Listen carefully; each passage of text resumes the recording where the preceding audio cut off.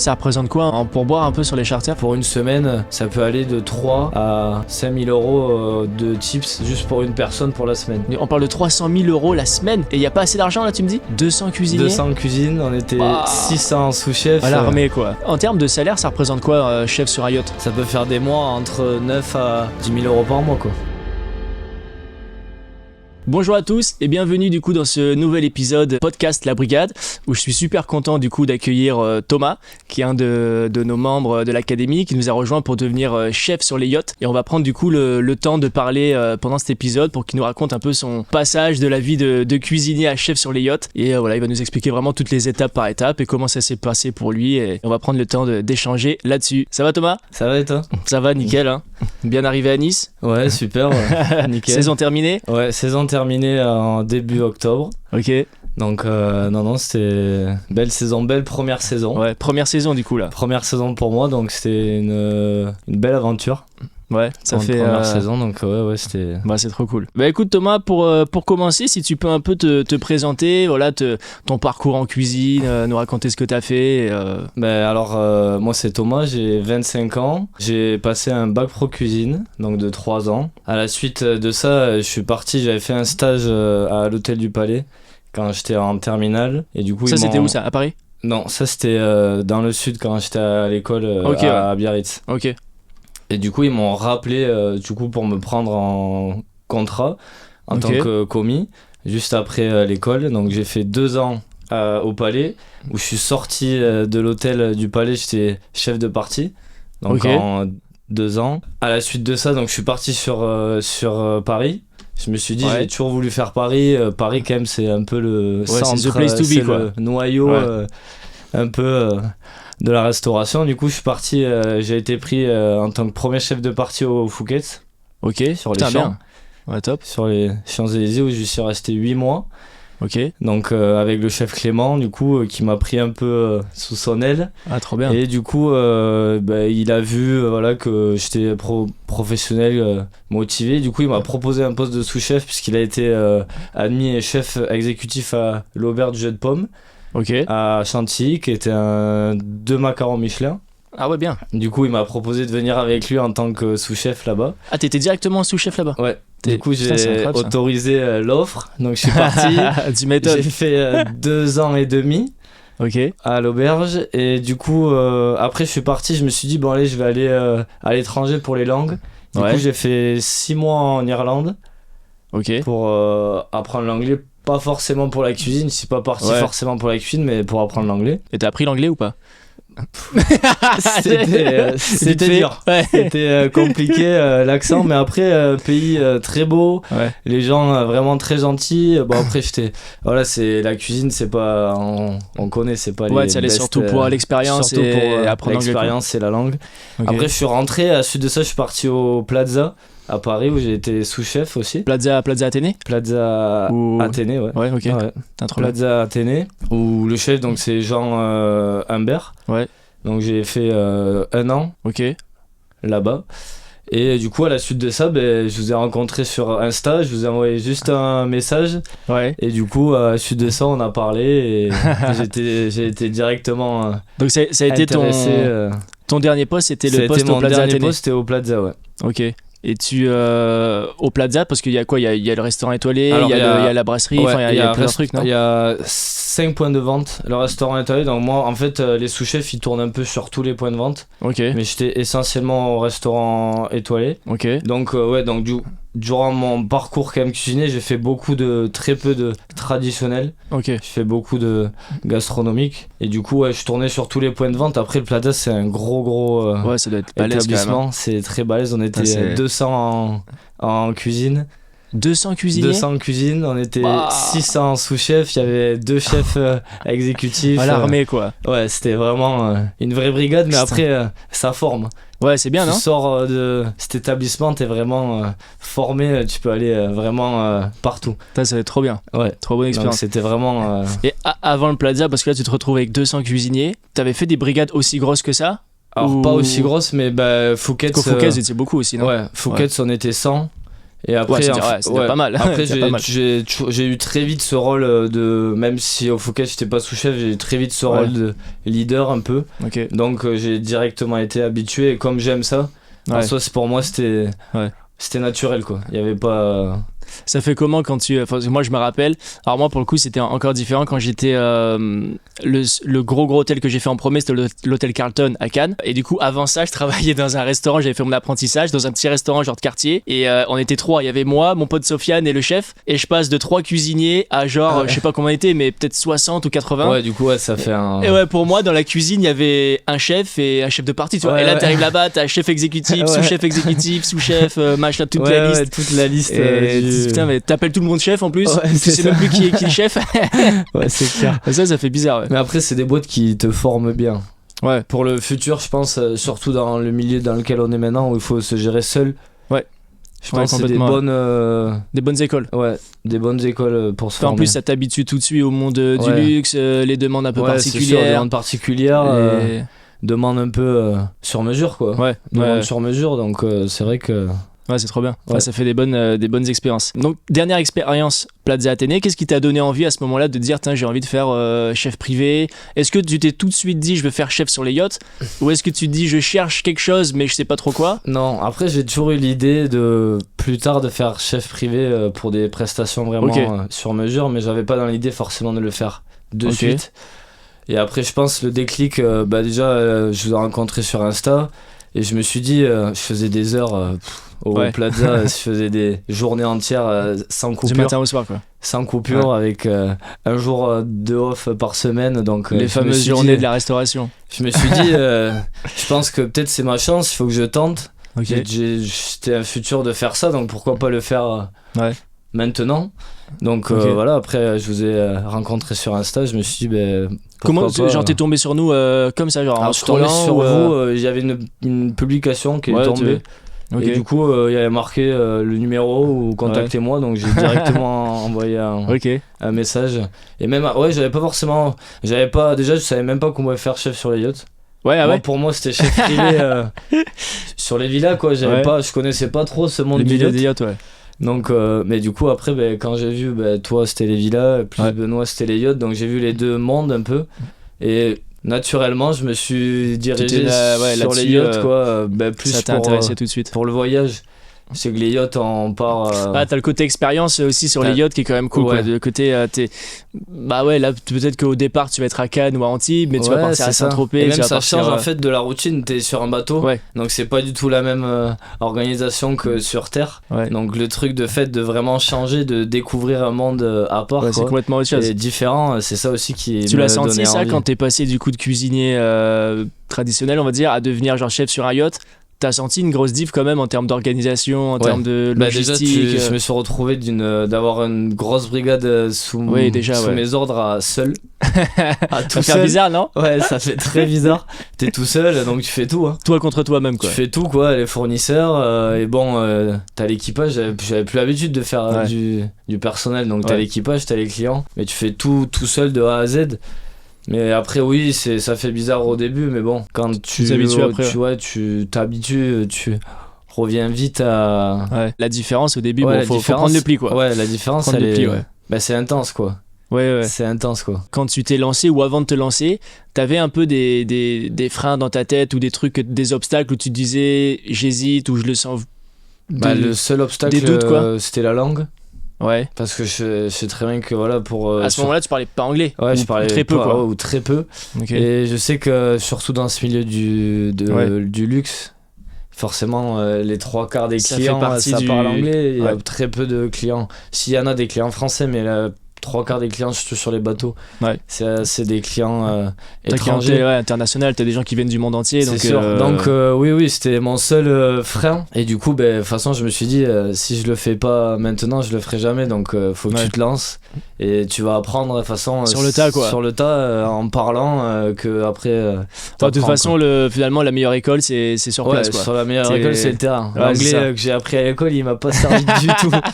T'as pas pris l'anglais à l'école? Il m'a pas servi du tout. Beaucoup, quoi. On a fait 10 ans d'anglais et on sait pas dire grand chose en anglais, quoi. Il m'a pas servi du tout. Mais après, ça a été depuis, je suis sur les bateaux depuis mars, mais je vous ai rencontré en décembre. Donc toi, tu nous as rejoint en décembre carrément, ou tu nous as juste. Alors, je vous ai contacté en décembre, Ouais. je vous ai rejoint en janvier, ou fin janvier, Ok. et j'avais mon premier contrat le 3 mars. Ah, incroyable. Ça allait vite, hein. Ça allait vite. Ouais, ça a été très Mais vite. t'as réussi à. Parce qu'en plus, il a fallu que je passe les diplômes, là, les certifs. diplômes là. Donc ça a été très très vite. Ah, c'est donc en même pas 2 mois quoi, C'est j'avais le changement de déjà vie en un l'espace de 2 contrat, mois, quoi. Ouais, sur un bateau quoi. Ah, c'est Donc ça c'est vrai que ça c'était fou. C'est quoi qui t'a donné envie de rejoindre genre la brigade et l'académie? Bah déjà vous genre le côté humain quoi. Ouais. Le côté humain, le fait comment voilà, je vous ai envoyé un message, vous m'avez pas direct vendu du rêve quoi. Ouais. Vous m'avez dit vraiment On à est quoi resté, m'en tenir, vous êtes resté oui il y a ça mais il faut faire les avantages et aussi les inconvénients. Il y a des gros avantages, ça c'est une certitude, C'est sûr, mais c'est pas fait pour tout le monde non plus. Voilà, c'est Ouais. ça. Donc après je pense vous selon les profils, soit c'est apte à vraiment réussir dans le milieu, soit non. Je pense qu'il y a des profils ils sont complètement, pas forcément aptes. Mais ouais, ce qui m'a fait déclencher c'est le côté déjà Benoît et toi, côté humain, super sympa, vite. Ouais.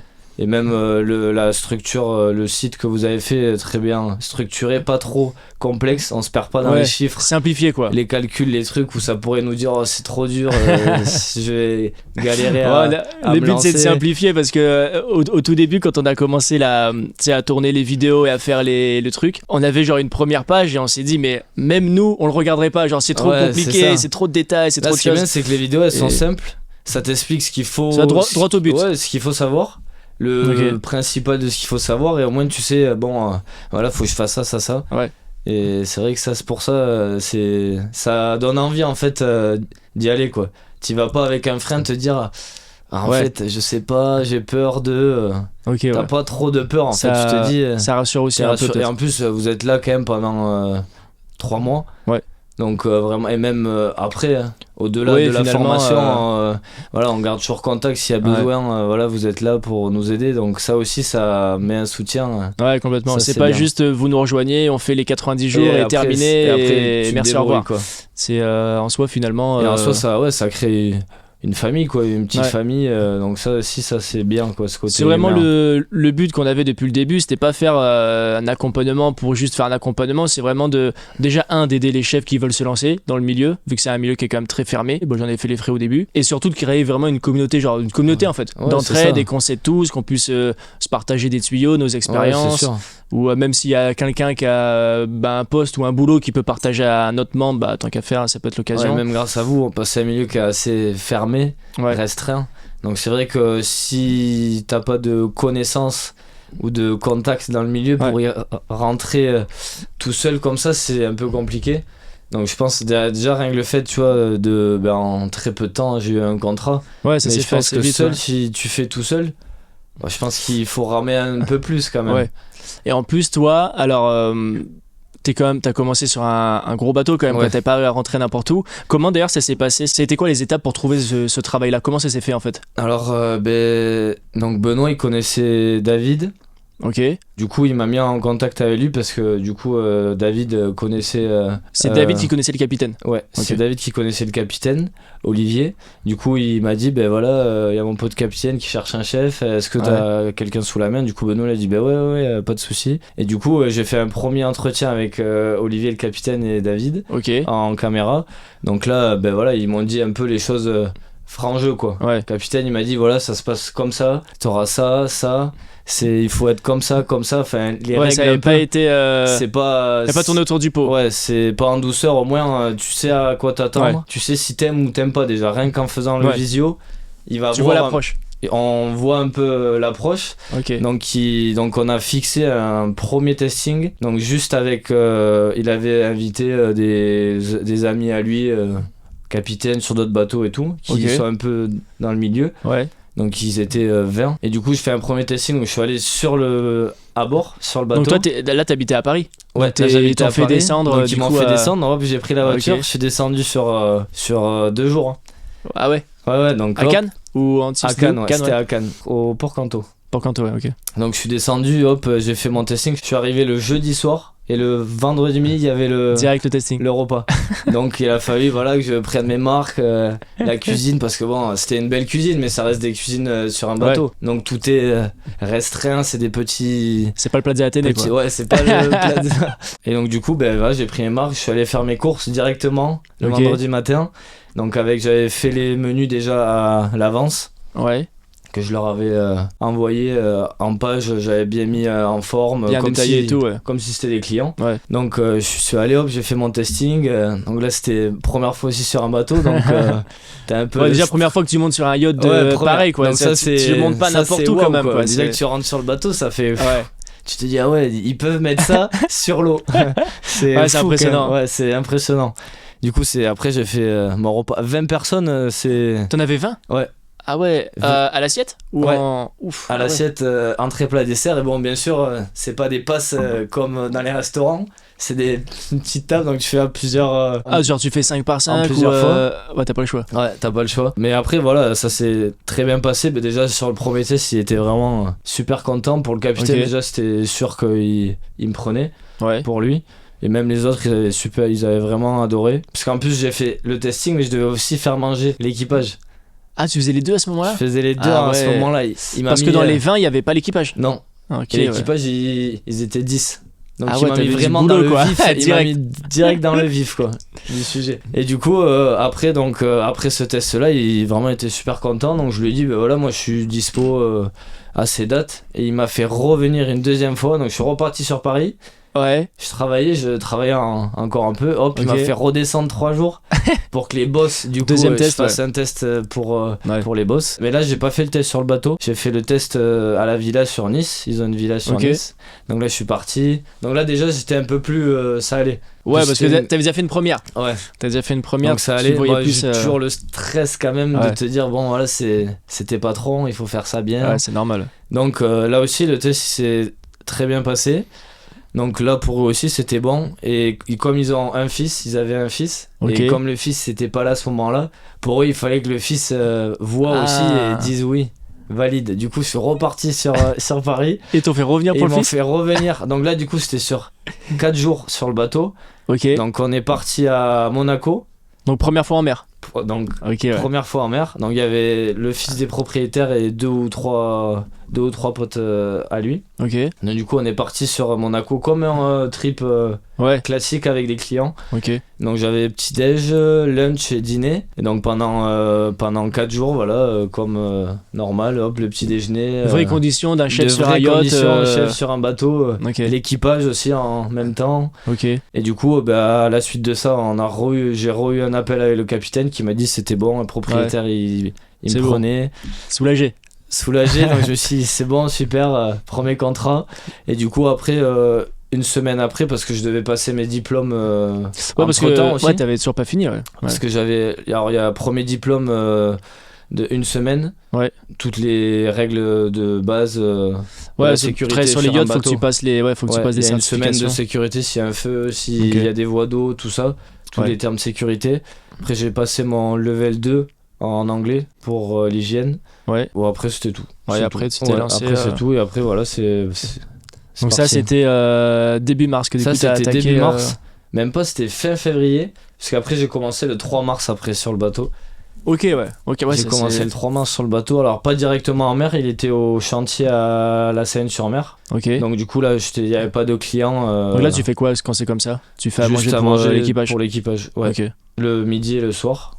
Et même après pour l'équipage, on pourrait croire que c'est simple, mais il faut leur faire des menus différents tous les jours. Le midi et le soir différents. Et en plus, il faut s'adapter, non ? Parce que dans l'équipage, t'as sûrement des gens qui viennent du monde entier. T'as peut-être pas tout le monde qui mange les mêmes choses. Et bon, il y en a, ils mangent pas de porc, et peut-être il y en a qui sont végé ou vegan. Donc il faut aussi jauger avec les différentes. Et c'est important de les mettre bien pour que après ça se passe bien en mer et quand t'es vraiment avec les clients. Parce que vraiment, l'ambiance du bateau, c'est le chef qui la gère. Ouais, complètement. C'est vraiment une personne qui est très très importante sur un bateau. Parce que si l'équipage mange mal, t'as personne qui est content. Forcément, ils sont pas contents, donc l'ambiance elle est pas bonne. Alors que si peut-être t'as passé une journée pas très bien, mais t'as un super repas, Ah ben super. Donc après Tout l'équipage. de suite, ça va mieux, même si t'as passé une journée galère. Le poste de chef, sur un bateau, c'est pas à prendre à la légère, quoi. Et surtout de pas prendre à la légère le staff, quoi. Ouais. Souvent on va se dire bon bah c'est facile, je vais faire ça à partager. C'est plus important l'équipage que les clients. Faut donner plus d'attention limite à l'équipage qu'aux clients. Mais c'est un gros poste sur le bateau, c'est une partie très importante. Combien vous étiez vous là sur le bateau à ce moment-là 10. Donc tous les jours t'avais tes 10 équipages à faire manger. Plus quand on était au chantier, on avait souvent des entreprises extérieures qui venaient faire des travaux sur le bateau. Et là tu vas manger aussi pour eux? Ouais, ça dépend du bateau. T'as des capitaines qui veulent pas. Ok. Et nous du coup on disait oui bien sûr, pas de souci. Donc je suis monté jusqu'à 45 personnes. Ah ouais, ça fait là. À faire manger. Ok. Mais bon. Ouais. Ça a été. Ça a été quand tu t'organises quoi. Ouais, tu t'organises différemment. C'est sûr, des fois c'est le feu. Ouais, j'imagine à 45 c'est chaud. 45 ça commence. La même journée? Ouais. Le même repas. Le même repas. Juste pour le midi. Parce que le soir, bien sûr, les entreprises ils ont fini de travailler. Mais rien que pour. Faut les faire les 45 déjà. Parce que comme tu disais, t'as pas la logistique pareil que dans c'est bien parce que moi j'étais prêt pour la saison. J'avais le temps de me mettre en place, de m'organiser, de savoir comment. Voilà, peut-être je peux faire ça je l'ai mal fait. Je vais faire ça plutôt comme ça et te gérer la cuisine aussi, te remettre la cuisine à ton goût. Comment tu te l'organises pour que ça soit le mieux possible parce que chaque endroit tu peux pas perdre un endroit, chaque endroit sert vraiment à quelque chose, un petit recoin, un petit angle. Tu peux mettre toujours un truc, tu peux toujours organiser mieux et faut toujours réfléchir à l'organisation. Elle est hyper importante finalement. L'organisation elle est super importante, surtout quand on part en mer, rien que pour les fournisseurs, faire tes précommandes avant. Parce qu'il suffit que tu partes 3-4 jours, que tu fasses une nave de 3-4 jours. Si tu touches pas pied à terre, t'as pas un shopping. T'as pas un shopping sur l'eau, quoi. Donc il faut vraiment s'organiser, que t'aies tout. Et même des choses qui sont pas forcément prévues. Mais il faut toujours penser, c'est ce genre de clients qui peuvent te vouloir des choses que t'as pas forcément prévues. Qui étaient pas prévues, Mais eux ils veulent, et pour eux, comme ils ont payé. Donc là, l'anticipation elle est hyper importante. Elle est super importante. Tu sais que je crois, alors si je dis pas de conneries, et Benoît il nous confirmera, je crois que quand t'as fait l'essai, Benoît il avait demandé à David de te foutre un peu la misère.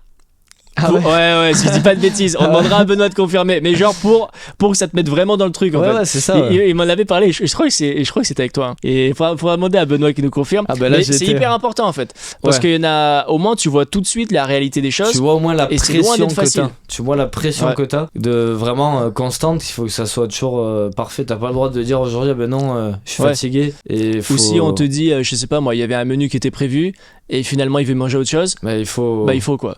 Il y a pas de non, c'était prévu ça, c'est comme ça. Non, c'est ça. Alors, bien sûr, si forcément ils veulent un produit en particulier et que t'as pas, ils savent très bien que t'es sur l'eau. Tu peux pas tout faire non plus. Faut essayer de leur proposer autre chose, qu'ils aient une alternative quoi. Que t'aies pas juste une chose et que en cas de pépin tu te retrouves sans rien. Là c'est sûr. C'est la misère, c'est clair. C'est le truc à pas faire. Comment ça s'est passé du coup un peu les premiers jours, premières semaines avec c'est vraiment Benoît qui t'a plus principalement accompagné. Comment ça s'est passé l'accompagnement avec Benoît? C'est vraiment Benoît, ce que ça a pu t'apporter. Déjà il m'a avant même que je fasse le premier test, il m'avait donné déjà quelques conseils, comment il fallait que je procède, rien que déjà pour l'équipage. C'était Benoît qui m'avait dit surtout prête vraiment attention à l'équipage, c'est en limite plus important que tes clients. Donc ça déjà j'avais déjà dans la tête, mais même avant d'arriver à bord, que l'équipage c'était très important. Et après vraiment tout le long, même jusqu'à cet été, même après la formation, il me demandait alors comment ça se passe, qu'est-ce que tu leur as fait, peut-être tu peux faire ça. Mais lui qui est sur les bateaux depuis un moment, vraiment il m'a accompagné. C'est pas juste ça va Thomas, oui ok c'est bon, non vraiment il pose les bonnes questions, est-ce que ça va, comment ça se passe, qu'est-ce que t'as fait. Donc vraiment c'est pour ta première presta, au moins ça peut ça te rassure un peu sur les choses à penser. Sur les choses à penser, ça te rassure. Et même pour les fournisseurs, déjà j'avais une liste de fournisseurs qui est sur le site du coup de la brigade. Donc déjà j'avais pas besoin de chercher mes fournisseurs, donc ça c'est un gain de temps. Tu t'es fait livrer au bateau directement. Donc tu te fais livrer directement. C'est un gain de temps de fou ça. Donc ça déjà c'est un gain de temps. T'as la liste des fournisseurs. Benoît il m'avait dit tu peux aller voir lui de ma part. hop, t'y vas, tu leur fais la commande même par téléphone, par SMS. Le lendemain, bam, ils te livrent directement au là, bateau. Tu gagnes facile, mais peut-être 1 ou 2 heures par jour, quoi. Ouais, et en plus, c'est pas, franchement, vu que t'es tout seul, si en plus tu dois partir faire les courses, c'est impossible, genre tu peux pas... Tu dors plus, quoi. Ah non, mais là il faut que tu te lèves, tu dors pas. Mais au début, moi je connaissais pas, tu vois, ce système de se faire livrer les courses, et j'en parlais avec Lily la dernière fois, et genre la première saison j'ai fait en chef privé, mais j'ai galéré. En fait, je me suis jamais livré. Moi je passais mon temps, mais donc du coup le soir, on finit à 23h, minuit, enfin selon les services, mais le matin je me réveillais à 5h et je partais faire les courses, et après boum, j'allais à la villa, mais je perdais un temps fou. Là tu t'es dit pas trop de temps. Et après quand j'ai rencontré Benoît, c'est là où il m'a mis pareil un peu en relation avec tous ses contacts, et là j'ai commencé à développer cette partie là, et maintenant limite je sors même plus de la villa, quoi. Alors moi ça m'arrive des fois d'aller, ça dépend dans quelle ville tu es, mais Cannes par exemple je vais au marché des fois, j'aime bien aussi. Après c'est bien d'y aller aussi, de voir un peu, peut-être des fois tu vas voir d'autres produits que tu connaissais pas forcément. Moi je sais que ma fournisseuse d'épices, je l'ai rencontrée au marché de Cannes. Ah, celui sous les tentes là. Il y en a beaucoup là-bas en plus. Et du coup, là j'ai fait oui, bonjour, je serai sur un bateau, nana. Et du coup, tu parles, tu crées des liens. Et du coup, mais je sais qu'elle livre pas. Et si tu vas pas sur place, faut que c'est des épices, elle a tout. Et franchement, c'est top.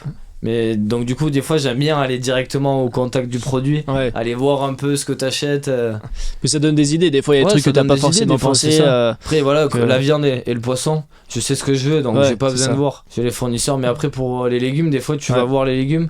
Ah ça je connaissais pas, bon peut-être je vais faire ça. Ça donne. Ça c'est quand même bien d'y aller, ouais. C'est bien un petit peu. Bon pas tout le temps, mais c'est bien. T'as pas forcément. T'es quand même content de te faire livrer une bonne partie des trucs. Comment ça s'est passé du coup là pour toi cet été? T'as eu ton contrat en mars avec le bateau, t'as fait toute la saison sur le même bateau, ou est-ce que t'as changé? Mon premier contrat sur le bateau, donc c'était un 50 mètres. Du coup j'ai fait 5 mois dessus jusqu'en juin. Et du coup après les propriétaires ils voulaient me mettre dans leur villa à Nice, mais moi je voulais pas, je voulais vraiment faire du yacht. Donc du coup j'ai décidé de partir. Et du coup grâce à David, du coup il m'a directement retrouvé un autre bateau, donc de 48 mètres, donc à peu près la même taille. Et du coup j'ai fait la saison jusqu'en octobre. Donc là tu viens de finir la saison sur le deuxième bateau là. Donc j'ai fait 2 bateaux déjà Ça c'est top déjà finalement. Donc finalement c'est top, bien. Parce qu'en fait les bateaux ils se ressemblent, mais ça fonctionne pas du tout pareil dedans. Et même ils sont pas pareils, il y en a, moi je sais que sur le 50 mètres j'avais une grande cuisine. Là c'était presque la même taille, mais la cuisine était déjà plus petite. C'était pas du tout pareil dans le bateau. Donc selon les bateaux, et même c'est bien, on rencontre d'autres personnes, le capitaine c'était pas le même, les équipages c'est pas le même, donc ça fonctionne différemment. Toute cette saison on est resté vraiment sur la côte, donc Cannes, Saint-Tropez. On a fait Capri en Italie. On n'a pas fait la Corse cet été. Quand tu partais quoi? Tu partais juste la journée, ou des fois tu partais plusieurs jours ou plusieurs semaines Alors souvent les propriétaires ils louaient leur yacht à la semaine. Donc du coup toi t'étais sur un charter les deux. T'avais les deux, les deux. Du coup, le propriétaire, il est resté 1 mois cet été dessus. Et après, sinon, le reste du temps, c'était loué. Donc, il loue souvent 1 semaine, les clients. Et après, il demande... alors, le programme, il est fait à l'avance, bien sûr, avec le capitaine. Pour voir un peu ce qu'ils vont faire dans la semaine, pour réserver les trajectoires. Les places de port, parce que c'est compliqué en pleine saison d'avoir des places de port. Il y en a tellement, quoi. Donc, soit...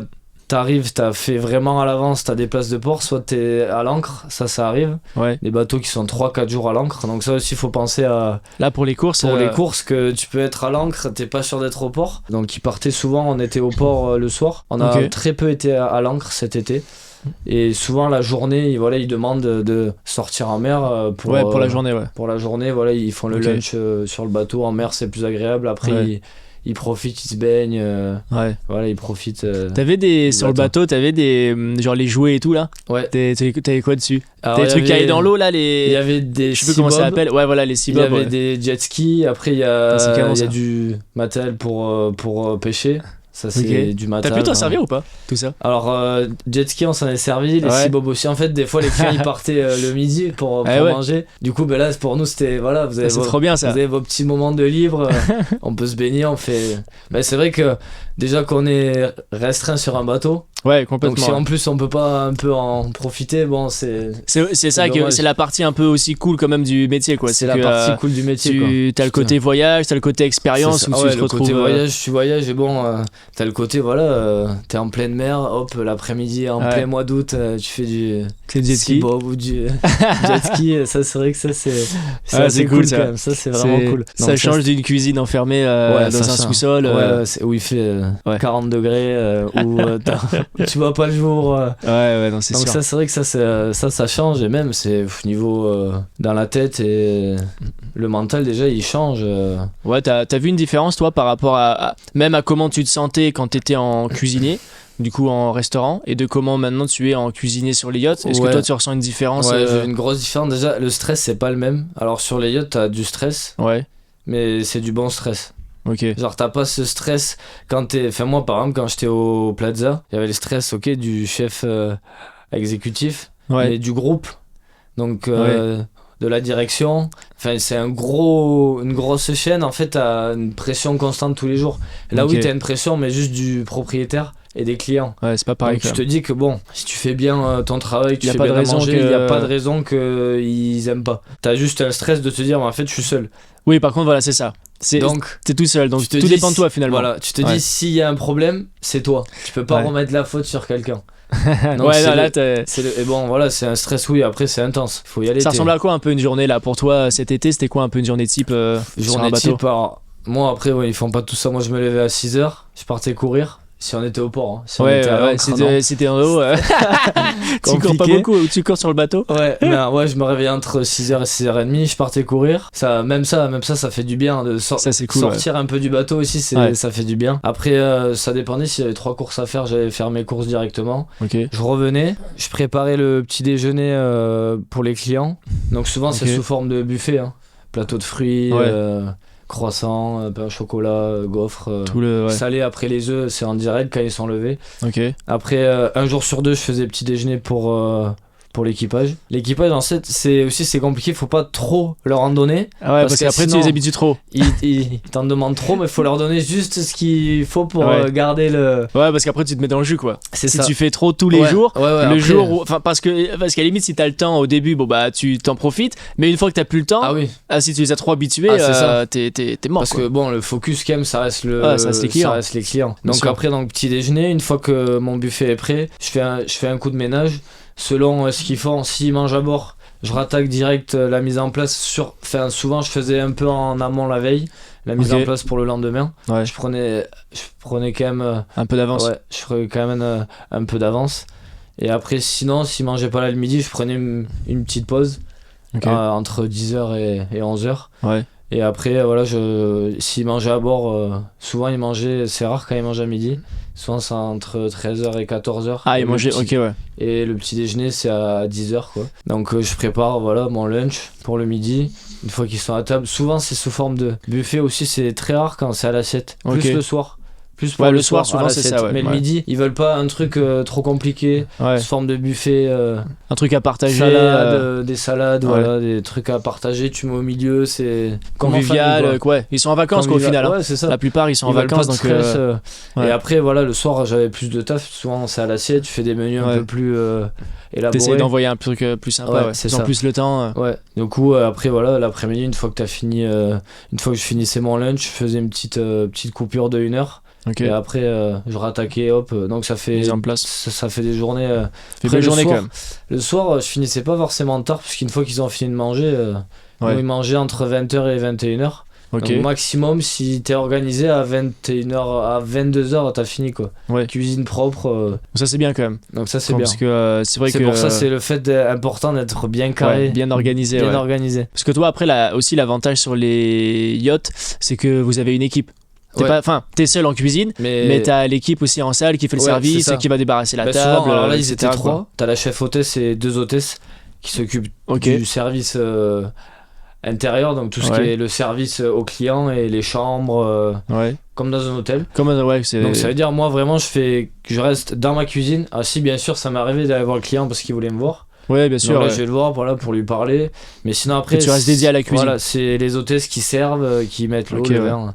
Alors qu'en villa, c'est le chef qui fait tout. Tu t'occupes de tout, Ça, c'est la différence, Donc ça, c'est vrai que ça, c'est un confort sur les bateaux, quand même, d'avoir des personnes comme dans un restaurant.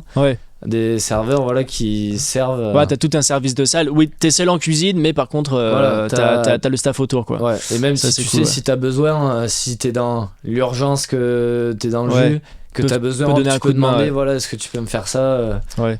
Tu sais que t'es pas tout seul quand même. T'as quand même une petite T'as entraide. une petite aide. Après, c'est important, surtout l'équipage, qui ait une bonne cohésion l'été. Ouais. Vu qu'on est quand même, on a très peu de jours de repos et qu'on vit toujours à bord. Ouais, ça reste intense, hein. S'il y a une ambiance qui est pas très bonne, c'est lourd, quoi. Puis tu partages les cabines aussi, non? Enfin, Ouais. vous dormez à combien À dans deux par T'es à cabine? 2 par cabine, Ok. sauf le capitaine qui est tout seul.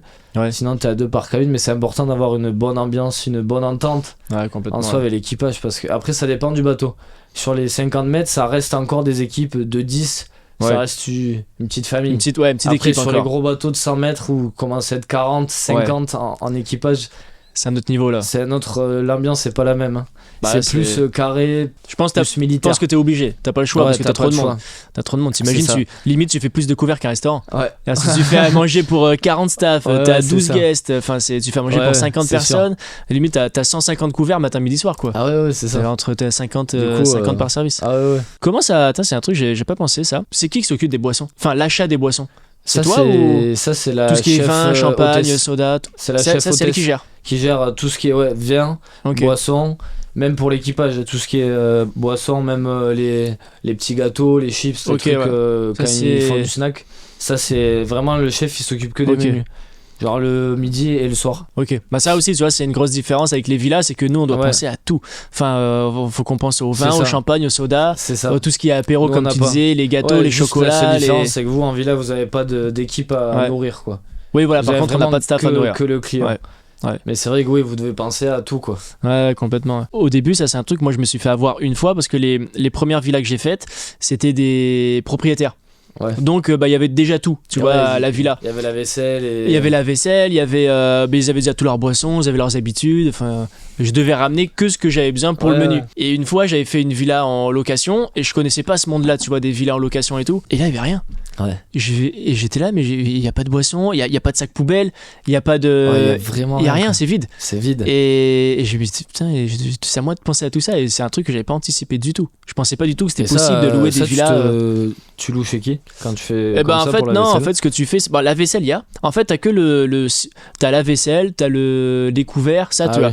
Mais les placards sont vides. Ok, Donc t'as tous les pas de casserole là. t'as les casseroles, les poêles, Ouais. mais t'as aucun robot.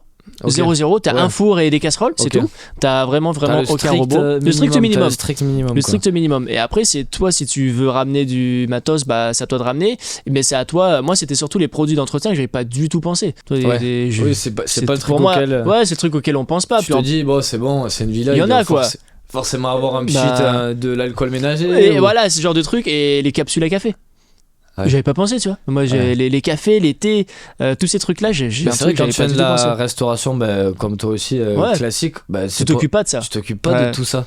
Donc c'est vrai que Ça fait bizarre au début. ça ouais. fait bizarre au début. Du coup, ouais. maintenant j'ai des caisses dans le garage. C'est un peu mes caisses que forcément, quand je vais sur une presta, je l'ai forcément avec Ouais, moi, tu vois. ouais. Le truc à tout, que s'il y a une galère, au moins Ouais, c'est j'évite clair. ça. Ouais.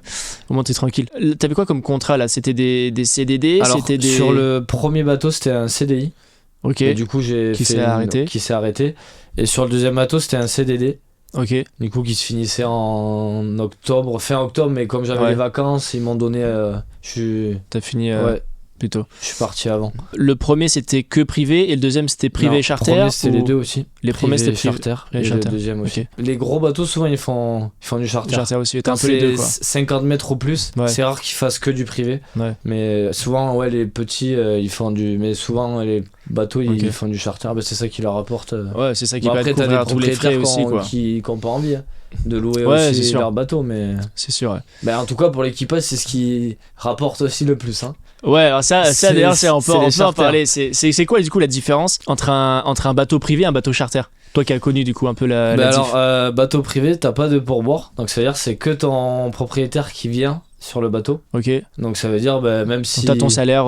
T'as ton fixe. salaire fixe par mois, mais Ok. si pendant un an ton propriétaire il vient pas sur le bateau, tu fais à manger juste à l'équipage pendant Ok. un an. Donc Ok. t'as pas de client à part ton propriétaire. Ouais. Donc et sur le charter en fait c'est vrai que ton propriétaire met en location son yacht à des clients. Souvent c'est pour la semaine, ils louent. Ok. C'est rare quand les clients ils louent 2 à même un mois, c'est très rare. Enfin, Ouais, moi, souvent en des tout cas, charters à la semaine. Et ça, en Ok. fait, c'est un broker. Donc, c'est une personne que le propriétaire paye Ouais. pour louer Pour louer le bateau. Ouais. Et ça représente quoi en pourboire un peu sur les charters? C'est quoi un peu les. Mais alors sur le contrat que signent les clients, alors c'est pas une obligation, mais ils peuvent y laisser entre 10 et 15% de la somme de la location du bateau Ok. en pourboire. Ouais. Qui est réparti avec l'équipage. Ouais. Donc pour donner un exemple, moi de cet été, pour une semaine, ça peut aller de 3 à 5000 euros de tips juste pour une personne pour la semaine. Ouais, donc ça te fait Donc ça te fait presque un double salaire quoi. double salaire. Ça c'est incroyable. Ouais. Ça, et si tu fais ça, si ton bateau il est loué 4 fois dans le mois, Ouais. voilà, tu fais 4000 fois 4 Et ça te fait un gros donc, billet ouais, en plus. Donc c'est vrai que souvent, enfin moi en tout cas, je sais que faire que du privé, je sais pas si ça m'intéresserait. Et en Ouais. plus, le truc c'est que le privé, tu vois toujours la même personne. Alors que C'est pas pareil, ouais, c'est deux mondes différents. Alors que ouais. le charter, tu vois d'autres personnes et tu cuisines jamais pareil. Alors que ton proprio en soi, il veut toujours pareil. Ouais, une fois que tu t'habitues avec Une le fois que tu proprio, tu t'habitues, connais ses habitudes, tu vas sais ce qu'il aime. Ouais, ce qu'il aime pas, machin. Genre, par exemple, et surtout, j'ai vu ça, moi, qui étais pas trop habitué. Souvent, quand ils veulent manger soit du 1 ou 2 ou 3 macarons Michelin, ils vont pas te demander dans le bateau. Ils vont directement aller dans un restaurant qui fait de mac, puisqu'ils peuvent se le payer. Vraiment, sur le bateau, ils veulent de la nourriture qu'ils connaissent, ils sont sûrs d'aimer. Ils vont pas tenter quelque chose de dire est-ce que tu pourrais essayer ça? Non. Ils veulent vraiment ils sont là pour manger. Ils sont pas là pour. Ils veulent être comme en famille, comme dans une bulle, être sûr d'eux. Voilà, ça j'aime, je sais, je vais bien manger. Et s'ils veulent faire un bon resto, ils partent Dans tous les cas, ils peuvent le faire. Voilà. C'est ça, c'est souvent ce qu'on a en tête quand on se lance, c'est qu'on pense que tout le monde va nous demander du 3 étoiles. C'est parce ça. qu'on se dit chef privé, on est sur les yachts, on est dans des villas de ouf. Et pas forcément. Et en fait, les 90% du cas, c'est pas ça. C'est chose très simple. Moi, j'étais bizarre au début. Je voulais faire des menus, comme en plus j'avais travaillé que dans des beaux endroits, des trucs super complexes avec des émulsions, des chips, voilà. Et en fait, c'est normal. Et en fait, je remarquais qu'ils mangeaient tout, sauf les chips, qui sont super jolis. Et en fait, ils veulent des choses bonnes, enfin, tout est bon, mais qui sont sûrs d'aimer, qui connaissent. Ils veulent pas ils sont là pour manger, pour être un peu. Découvrir ou avoir une expérience, ils vont partir au restaurant pour vivre l'expérience du restaurant. Ils ont pas besoin de toi pour faire les 3 étoiles. Voilà. Après, bien sûr, s'ils ont des invités qui viennent à bord et ils peuvent te demander un repas un peu particulier, là, bien sûr, tu fais. Mais s'ils veulent un repas et vivre une expérience phénoménale, là, alors ça, c'est juste pour le propriétaire. Après, pour les clients, bien sûr, charter, en charter, tu peux t'amuser parce qu'ils payent en plus. Donc tu peux t'amuser, leur faire le show, ça ils aiment bien. Leur faire, même si c'est pas forcément, ça apporte pas de goût, mais de la fumée, des. Mettre du show, ils sont quand même. Flambés. Ils sont en vacances, ils ont payé cher une semaine de location. C'est ça, donc forcément. Ils sont là pour kiffer quoi. Ouais, là tu peux faire du show. Ça ils aiment en plus. T'as une idée de combien ils se louaient le bateau sur lequel t'étais? Le premier bateau sur lequel j'étais, c'est 250 000 euros la semaine. La semaine. Sans la nourriture et sans le fuel. Ah ouais. Juste à la semaine. Ça monte vite. Juste le bateau et nous en soi. Ils nous louent. Oui, complètement. Et après, sur l'autre, c'était à peu près pareil aussi. Ok, 250 000 euros la semaine, ça commence à faire. Ça commence donc à là, faire. si tu peux mettre un peu de fumée, des chips, c'est là, bien quand même. Tu te dis quand même, tu peux leur faire t'imagines des beaux menus. C'est quand même des milieux où ça, quand on est du monde extérieur, ça, on connaît pas on pense pas à ça. Quand on connaît pas, en fait, des fois j'en parle, même dans ma famille et je leur dis, en fait, tant que t'es pas rentré, tant que t'as pas vu ce milieu, je pourrais t'expliquer n'importe quoi, tu pourrais pas comprendre, tu pourrais pas l'imaginer vraiment, tu pourrais pas imaginer à quel point c'est vraiment un monde à part. Genre c'est un autre monde. Complètement. C'est vraiment à part quoi. Quand j'avais, je crois que c'était l'été dernier, parce que j'étais à Saint-Tropez. L'été dernier à Saint-Tropez, j'ai quelqu'un que je connais sur les réseaux, c'est un genre de concierge, tu vois, et qui cherche un peu tout pour les clients, s'occupe de tout, tu vois. Et il met un post sur Insta, une story, et il dit besoin d'un yacht en urgence pour une semaine, 50 mètres minimum, budget 350 000 ou 300 000 euros la semaine. Moi j'appelle Benoît tout de suite, je dis Benoît il a plein de contacts, je dis on va trouver c'est sûr. J'appelle Benoît, il me dit c'est quoi le budget, on était plein mois d'août.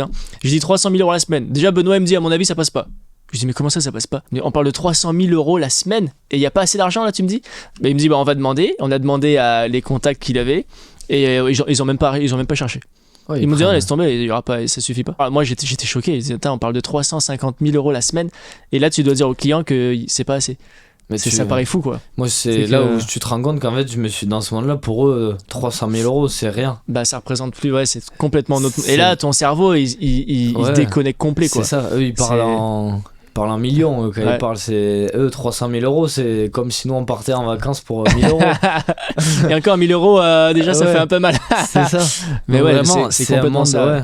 Et après, des fois, ce qu'on peut penser, c'est que vraiment, enfin, moi je l'ai vu, souvent les nouveaux riches, c'est souvent eux les plus chiants. Les plus, mais ceux vraiment qui ont beaucoup d'argent, c'est les plus simples. C'est des personnes très très gentilles et les plus simples. Ouais, je suis d'accord. Ils sont vraiment, tu te dis pas qu'ils sont qui peuvent être qui puissent avoir autant d'argent. Ouais, c'est ça. Et souvent, c'est des personnes très simples qui sont limite, qui vont se lever, qui vont même eux se faire le café ou quoi. Ça, moi, je l'ai vu aussi en villa. J'ai le même constat. C'est tous les jeunes nouveaux riches. Tu le ressens tout de suite, alors que quelqu'un, moi j'ai fait un client là il y a pas longtemps à Saint-Jean-Cap-Ferrat, quelqu'un d'extrêmement connu. Et je vois la fortune énorme et j'ai jamais vu quelqu'un d'aussi simple.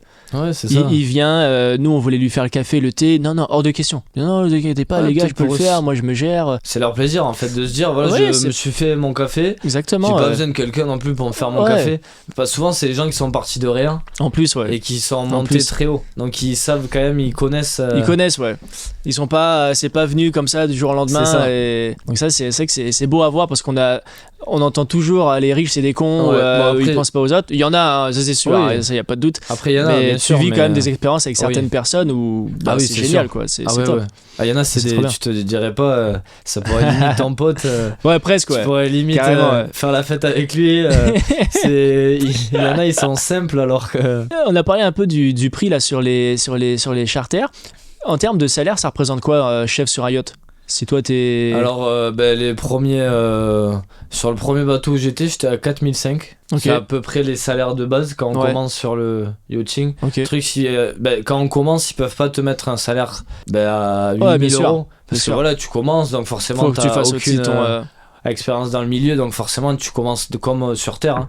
Un salaire de base et après déjà rien que sur le deuxième bateau en ayant fait 5 mois j'étais à 5,5 donc je suis monté rien que 1000 euros. Ouais, c'est déjà beau. C'est déjà énorme. Et après, faut penser plus les tips qui vont. Donc voilà, ça peut faire des mois entre 9 à 10 000 euros par mois, quoi. Ouais. Ça c'est beau quand même. Dans la moyenne. Ouais, bien sûr, c'est dans la moyenne. C'est pas genre ce qui va se passer pour tout le monde, mais c'est des choses qui sont largement réalisables finalement. Qui sont largement réalisables. Après c'est comme tout, il faut être motivé, il faut travailler, ça viendra pas tout seul. Ouais, c'est pas facile. C'est possible, maintenant c'est pas tout le monde qui va l'avoir. Enfin moi je sais que c'est un peu c'est ça qui est arrivé pour moi, c'est quand tu quittes la restauration et que les premiers mois où tu commences à gagner ces sommes-là, tu te dis putain, c'est possible en fait. Ouais, c'est ça. C'est des choses qui auraient été inimaginable quand 3 ans en arrière. Moi je pensais pas que ça se serait fait si vite. Ouais. En 2 mois premier contrat. En plus, donc je me dis toi, ça me fait même pas 1 an que je suis avec vous et j'ai déjà fait 2 bateaux, j'ai déjà un réseau dans le milieu du yachting où je connais déjà des gens, enfin c'est génial. Si on se donne les moyens, qu'on travaille dur, franchement, il n'y a aucun problème pour y arriver. Des belles possibilités. Ah ouais, de très très belles. C'est quoi un peu la suite là pour toi là, maintenant que tu as fini ton contrat pour cet hiver? T'as des pistes un peu Ouais, alors j'ai eu, grâce à Olivier, j'ai eu une proposition pour un bateau donc de 110 mètres. Ouais, là on commence à taper là, c'est vraiment dans du très haut là. Gros yacht. Et donc là j'attends une réponse, serait soit pour commencer là pour la saison d'hiver. Donc saison d'hiver, tu partirais dans les îles, dans les Caraïbes, ou sinon pour la saison d'été, donc commencerait en mars. Et serait pour un CDI. Ah, CDI là. Donc en permanent et serait en rotation. Donc 2 mois, avec le chef aussi qui est déjà à bord. Qui est là depuis. Depuis ça ce serait quand même incroyable. Tu te dis que t'imagines qu'il y a moins d'1 an, tu te disais, j'ai vu une story sur Insta. t'as contacté des gars, tu te retrouves sur un yacht de 50 mètres à Saint-Tropez, et que là t'as potentiellement le fait de partir sur un 110 mètres, chose qui est normalement un peu inatteignable les premières années, quoi. Complètement. Ben ça c'est grâce aux contacts que tu te fais. Après c'est comme tout, si tu travailles bien, les contacts ils t'aident. Si tu travailles pas, ils vont pas t'aider, ça tombe pas tout seul. Donc même par exemple niveau salaire, là c'est je finis à, ce serait pour 7-5 par mois. Ça commence à taper. Je suis passé de 4-5 en même pas un an, j'ai fait x2 complètement. Et quand t'étais en restauration, ça fait que c'était quoi tes salaires un peu en restauration? J'ai fini au Plaza Athénée, j'étais à 3005. Ok. En faisant combien d'heures? Beaucoup d'heures. Beaucoup. On dira pas tout ce qui se passe dans les palaces, mais les heures. On peut pas tout dire. Mais tu fais beaucoup d'heures et voilà, c'est là maintenant que j'ai découvert ce milieu du privé, alors c'est sûr, par exemple cet été, j'ai eu aucun jour off presque. Bien sûr. Parce que tant qu'il y a les clients, mais bon, tu vas travailler 6 mois très dur. Et là, par exemple, j'ai pu prendre, ça fait 2 mois que je suis en vacances. J'ai pas de contrainte à me dire dans ma tête, alors comment je vais payer ça? Non. Je me dis, c'est bon, je peux prendre 2 mois de vacances pleins, je suis tranquille. C'est quand même un gros avantage. Ce qui est bien en fait avec les yachts, c'est que tu as des contrats qui sont quand même assez longs, parce que tu fais toujours saison par saison. Ouais, c'est ça. Donc tu vas faire ta saison l'été comme tu as fait. Après, tu as un peu les 2-3 mois off, genre octobre, novembre et début décembre. Et après, tu pars et tu refais ta saison d'hiver. Sur un bateau, en fait, tu peux être là toute l'année. Parce que même quand il travaille pas, il est au port et il y a toutes les maintenances à faire pour les moteurs.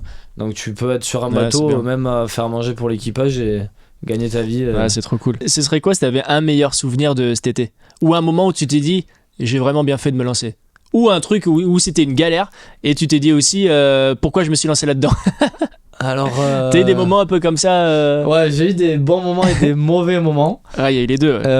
Bon moment, c'est quand on a fait un charter, donc on est parti à Capri et en fait on récupérait les clients en Italie, donc on est parti à vide, donc sans un client, juste l'équipage. Et donc du coup, seul sur le bateau, on fait la traversée, durait presque 2 jours. Et donc c'est là, le soir, je me pose dehors sur la terrasse, je me dis quand même... c'est là, sur le bateau. Je suis bien quand même. Hein. Franchement, il y a 1 an, j'étais au fourneau, 40 degrés, je voyais pas la lumière. Et là, je suis sur un yacht. Je travaille, mais après on avait eu des clients suisses 1 semaine et ils m'avaient demandé une prestation un peu particulière le soir, donc faire le show. Donc j'avais fait un peu le show, j'avais fait griller un poisson entier devant eux, donc j'avais fait un peu le show. Et du coup après le dîner, ils nous ont dit venez tout l'équipage faire la fête avec nous. Du coup on est resté jusqu'à 3h du matin à faire la fête avec eux. C'est incroyable. Et c'est là, franchement, ça m'a choqué. Je me suis dit putain, mais je pensais pas que des clients ils pourraient c'est vraiment le côté que j'adore moi dans ce milieu, c'est le côté les expériences perso. T'as les expériences pro qui sont déjà incroyables, mais l'expérience perso et l'expérience de vie, elle est... Et là frère, je me dis c'est un moment qui m'est resté gravé. Je me suis dit ça marquera à vie, toute ma vie quoi. Tu fais la fête sur un yacht avec des clients, c'est fou quand même. J'ai pas trop de mauvais moments. Des moments je me suis dit mais comment je vais pouvoir sortir genre le menu entier alors que je suis short et qu'il me manque un truc, tu te dis c'est impossible. Et seul c'est impossible. Même ils t'ont demandé un produit en particulier mais que t'as pas forcément, tu te dis comment je vais faire, alors tu te grattes la tête, tu fais 10 fois le tour de la cuisine et après tu sors, t'as pas le choix. T'es devant et donc c'est grosse partie de stress, mais bon après c'est du bon stress quoi. Après tu te lances et voilà, il faut y aller, c'est vraiment la débrouille là-dedans. Faut la débrouille complète. Réfléchir. Si tu réfléchis tôt, après tu te perds. Si tu commences à réfléchir, alors comment je peux faire? Non, fonce. Parce que t'es mort. Parce que tu réfléchis, tu te noies. Là c'est foutu. C'est clair. Qu'est-ce que tu dirais un peu à un chef qui nous regarde et qui serait un peu dans la situation de toi il y a quelques mois en arrière et qui hésite à se lancer et qui se dit est-ce que chef privé ça peut être une solution finalement pour lui? Qu'est-ce que je lui dirais? Je pourrais lui dire en soi comme j'ai fait moi, tente-le, plonge dans le bain et tu verras bien si t'aimes. Parce que c'est un milieu aussi, si t'aimes, si t'aimes pas. Mais essaye, fonce et donne-toi 100%. Si tu vas avoir une liberté et vraiment que t'as pas en restauration, vraiment tu te lances à 100%. Si t'es motivé et que t'as envie de travailler, y a pas de raison que ça marche pas. Mais après, faut pas réfléchir. Faut essayer. Sauter le pas, faut se lancer. Et voilà, ça marche. Pour moi, ça a marché. Et pour plein d'autres. Ouais. Donc, je sais pas pourquoi ça marcherait pas pour ceux qui veulent se. Ouais, bien sûr. Je pense qu'au bout d'un moment, en fait, si t'essayes pas, tu sauras pas. Et peut-être que toi, dans ta tête, tu penses que le milieu des chefs privés, c'est fait pour toi. Et une fois que tu vas te lancer, tu vas te dire, en fait, non, j'aime pas du tout. Mais au moins, tu l'as fait et tu le sais. T'auras rien perdu en soi. Exactement, il y a rien à perdre. Ouais. T'auras vu des gens, fait des rencontres qui peuvent peut-être t'aider après. Ou peut-être tu t'es dit, au final, peut-être je veux changer, faire ça, peut-être essayer la villa, le bateau, parce que c'est 2 milieux différents. Tu peux aimer le bateau et pas forcément aimer la villa. Faut essayer, quoi. Il y a pas. Franchement, il y a pas de miracle, quoi. T'essayes et tu vois un peu ce que ça donne. Bon, t'as très peu à perdre. Sur un bateau, t'es sous contrat. En plus, t'as pas de frais. Donc, tu vas sur le bateau, hop, t'essayes, t'aimes, tu restes, t'aimes pas, hop, tu pars, c'est tout. Ouais, voilà, t'es pas marié avec eux forcément toute ta vie. Si ça doit s'arrêter, ça s'arrête. Et si tu découvres une vocation, tant mieux. Et t'as trouvé quelque chose pour ça. Voilà, il faut foncer, quoi. Trop bien. Pour finir, je vais te poser une question. Alors j'espère connaître la réponse, mais est-ce que tu recommanderais la formation et l'académie de la brigade ? Bah oui, bien sûr. Déjà, comme je t'ai dit au début, pour le côté, toi et Benoît, côté humain. Ouais. Que vous avez cette approche avec tu vois surtout les jeunes comme nous, de pas nous faire rêver directement, nous dire quand même à quoi s'attendre. Et après même la formation en elle-même sur le site, franchement c'est très simplifié, ça fait pas peur en fait de se lancer. On n'a pas cette crainte de se lancer, comme je te disais. Donc ça, c'est vrai que c'est un atout, quoi. Ça a pu t'aider à te lancer. Ça aide à se lancer sans avoir cette peur de je vais faire mes factures, gérer mon truc. Ça peut faire peur si on connaît pas. Ouais, complètement. Mais là, vraiment, vu comment c'est expliqué, avec comment vous nous accompagnez, en fait, il y a moins cette peur, quoi. C'est vraiment hyper important pour nous de dire la vérité et ce qui se passe dans le milieu. C'est pas un milieu qui est fait pour tout le monde. Ça, c'est sûr et certain. Tu peux avoir fait 15 ans d'étoilé et pour autant le chef privé, s'il faut, ça marchera pas du tout pour toi. Ça veut rien dire. Comme tu peux avoir fait de la cuisine beaucoup plus traditionnelle et que ça cartonne pour toi. Il n'y a pas vraiment de règles là-dessus. Et c'est pas, tu gagnes bien mieux ta vie, mais il n'y a pas que ça. Y a pas que ça. Et c'est un milieu qui est très difficile, qui est très stressant. Il y a pas beaucoup de sécurité. Voilà, c'est pas fait pour tout le monde, mais c'est bien. Même des fois, j'explique aux gens extérieurs, le bateau c'est beau parce que tu vois juste ce qu'il y a autour du bateau. Mais il faut se dire que dedans aussi, tu vis en cabine à deux, tu vois pas beaucoup ta famille. Donc tu pars souvent, donc t'as pas trop de. Donc ça aussi, il faut le tenir. Ça, c'est pas simple à tenir. Mais par contre, si t'es jeune. Si t'as envie de partir, que t'as pas trop si tu veux essayer une expérience de voyager, alors là c'est l'idéal, quoi. Faut pas se dire je vais devenir chef privé sur les yachts ou en villa que parce que je vais gagner plus d'argent. C'est le pire choix à faire. Ah ouais, c'est pire. Faut vraiment se dire c'est une passion pour le métier. Ouais, complètement. Faut avoir la passion du métier, faut avoir l'envie de voyager, l'envie de bouger, l'envie de savoir travailler seul aussi. Parce que ça c'est pas simple. Parce que ça c'est pas simple du tout. C'est pas évident. Parce que là tu fais la plonge, tu fais tes menus, tu fais tes mises en place, tu fais le service, tu fais les courses. C'est clair.